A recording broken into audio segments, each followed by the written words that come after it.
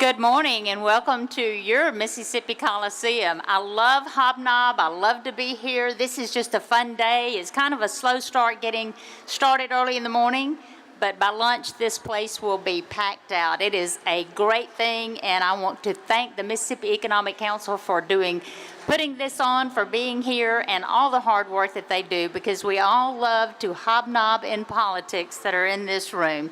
Some of the things that I just wanted to bring before you today is we just finished the State Fair, a record year. The weather was just perfect, and God is so confused because I prayed so hard for pretty weather, no rain, and now I'm praying so hard for rain. He is like saying, Cindy, make up your mind.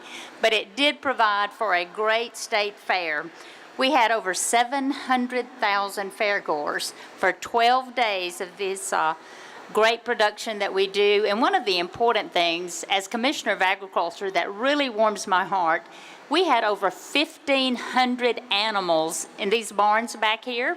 We had over 900 youth that were showing these animals, which was a record for us there. But if you can imagine managing 1,500 animals on the fairground, getting them into the show ring, getting them out of the show ring, and seeing these kids get the ribbon, because they are the future of our agriculture, and that's where we need to be spending our energy and our time. You know, agriculture is the #1 industry in this state. It's responsible for 30% of the jobs that are related to agriculture in this state from our 37,000 farms. Some of the other things that we've been working on Capitol Hill is the catfish issue. As many of you know, our catfish industry suffered when the decline came in from foreign catfish. And we had a resolution introduced that we really had to go address in Congress, where they were taking the inspections from USDA to put them back to FDA, where only less than 2% of the catfish were being inspected. So that was a really good opportunity for government and industry to get together and go lobby the Hill. I have spent some time in China. For 13 years, China did not buy our beef from the U.S. because of, well, mad cow is what you would know it as, BSE. We went over there. We had a lot of meetings because they no longer buy our poultry either for the last year. We were very productive in those meetings. We came back. They lifted the ban on their beef ban on buying our U.S. beef. So now we're in the process of getting all the details worked out where they will continue to buy our beef again. I hope the same thing happens with poultry. They're blaming that on avian influenza, the bird flu, that they won't buy our poultry. And the interesting thing is they don't want our white meat poultry. They just want our chicken feet. They want our paws. But just one company, Sanderson Farms alone, is costing them over $5 million per month that China is not buying our poultry. I have met with some representatives from Cuba.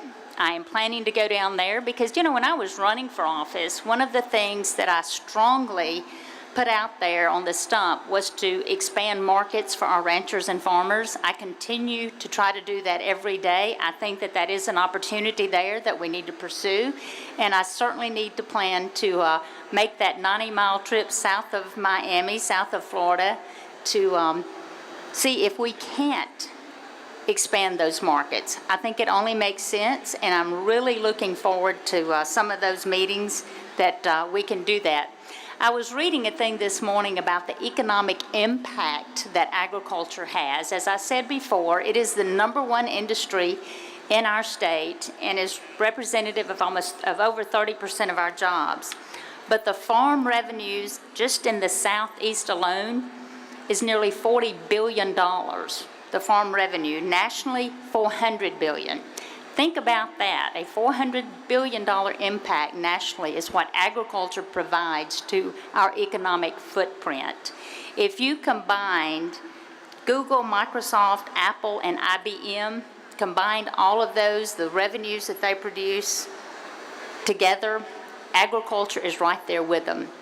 All the major airlines together, the economic impact that they have, just in the southeast, we top that. So agriculture is strong. We are here looking forward to so many things. The new trade mart that we're about to embark upon, we're working on the plans. I see some of the architects here, Jamie Ware. that's in attendance today. We're going to put the Trade Mart on this corner of the Coliseum. It will be attached to the Coliseum. It'll give us 40,000 square feet more trade area.